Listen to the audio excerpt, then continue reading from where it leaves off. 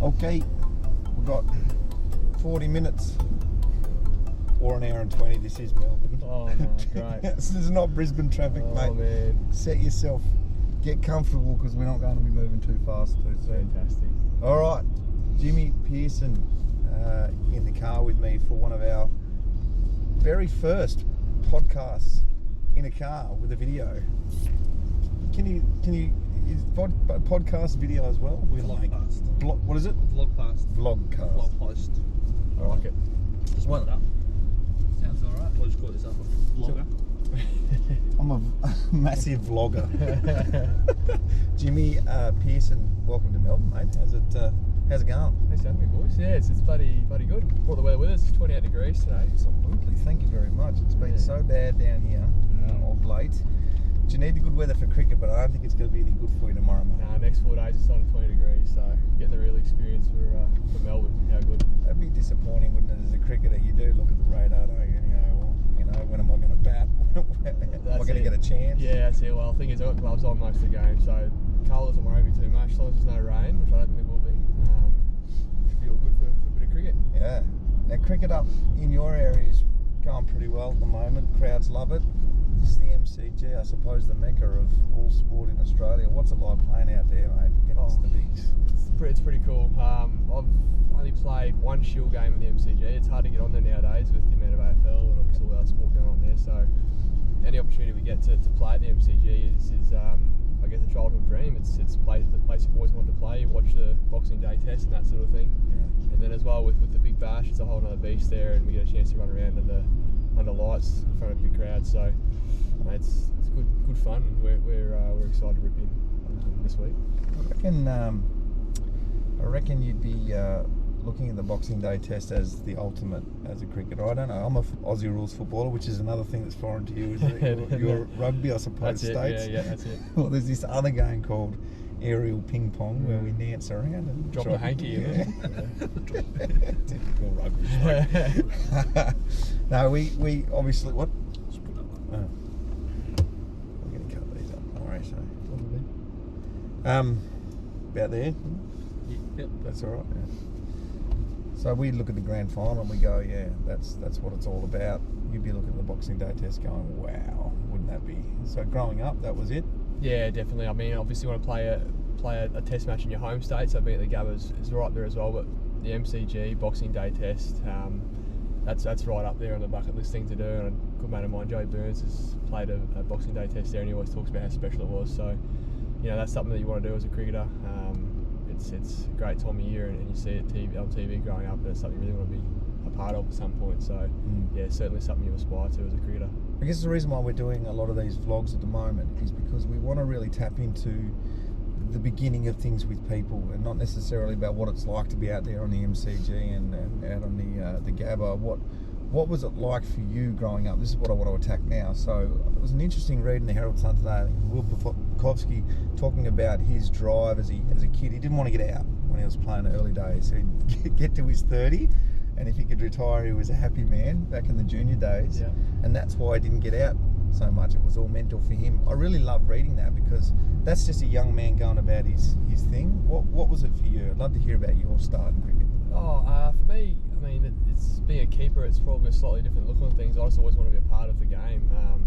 I was very easily bored when I played any sport growing up. I always wanted to be the guy kicking the ball, throwing the ball, or catching the ball. Being a part of it. So for me, I tried all those things. Tried bowling. I wasn't really strong or tall enough to do that. Yeah. Batting, I was always a little fella growing up, so I couldn't hit the ball very hard. That wasn't real fun for me. So keeping was it, and I just loved to be a part of the action. That's what initially got me into doing that, and I was lucky enough to get that position all the way going through, playing cricket under 12s and that sort of thing. And I love being a part of the game. That's for me what I enjoy about cricket and being a wicketkeeper. As the game has evolved and as we've continued to play different formats, batting has now become a part of what I do. I like hitting sixes and try and hit sixes at least, and that sort of thing. So sometimes that's to my detriment, the longer format. But I just love being a part of the game and getting into the contest. I think it's probably become one of the most important positions in cricket. We talk about in football, the ruckman is so vital to a good team, giving You know, it's the players the best opportunity to get the ball first. As a wicket keeper, not only are you know, talking to the team because you're always right there. You're at the stumps. You're talking to the bowler. You have to work with the spinners. You're always cued in. But you also got to be a good batsman these days, don't you? And my favourite player of all time, Gilly. Gilly, yeah. Just he was it. so shattered when he retired. I think I cried. Yeah, I'm the same. Grown man crying. Yeah, hell yeah. I agree with that. He was it. Growing up as a kid, I was very lucky to be, you know, that age where I was watching cricket. Gilly was the keeper for Australia, and I don't think until he stopped playing, he realised how much of an impact he had on that side, and just cricket has changed ever since him. Yeah. And he's ruined it for the rest of us. He's made it a hell of a lot harder. But he was the modern day player too. You know, 20 years ago, he came in. I think Test debut 80 odd. What? Go left. You want to go lefty? Yeah. Too late. Need to go a bit earlier than that. Oh boy. Just should be down the right way. We added 40 more minutes to the trip, eh? Where are we going? We're not going up there. We'll go up. Southeast. See the link? Where is your HQ? Is it? Cheltenham. Oh, so it's where the rest of them are. Great Ink and all those boys. Yeah, yeah. Cool. All right, well, Sorry. Continue. so we've got more time to chat. Yeah, how good. So Gilly, I suppose, you know, starts off as a Test player, 80 odd on debut, fantastic debut, and then gets into the 50 over format, and that's where he just absolutely showed his wares, didn't he? We just loved watching him play then. And then 2020 comes along. He probably finished up a bit too soon, didn't he? Could have made millions. Yeah, definitely. Oh yeah. Oh, look, he But he played a bit played of IPL. some, He did yeah. play IPL as well. He got in there, and I think, like you say, that game was designed for the way he played the game. He was so destructive as a batter. Yeah, I miss watching him bat. We've got to remember that we've been pretty fortunate here in Australia. You know, Brad Haddon came in and did his thing, and he was a very solid keeper and a pretty explosive batter as well. He's someone I idolised growing up as well. So we've been pretty fortunate the last few years with our keepers. Do you feel that responsibility walking out,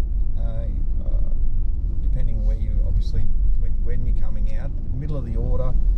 Wicketkeeper's always seen as that guy that can sort of steady in the middle, I suppose. You know, I remember Ian Healy walking out, I remember Gilly walking out, you go, well, we've still got a good batsman there that can score some runs, but do you feel that responsibility to score some runs and be a bit of an anchor? Definitely. I think if you want to play for Australia, you need to be averaging at least, the keepers can average above 35, I think, to be the best in the country, and as well as keep well.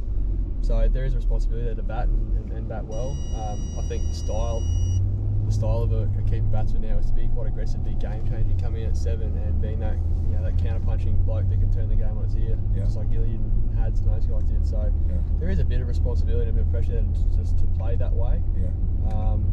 Well, you can't always do that, but that's the blueprint as a keeper. You want to be able to go out there and change the game in a pretty cool fashion. Yeah. Jimmy, I reckon when I was growing up in Tasmania, obviously a football state, Aussie rules, footy was eating a bit, and my dad played football.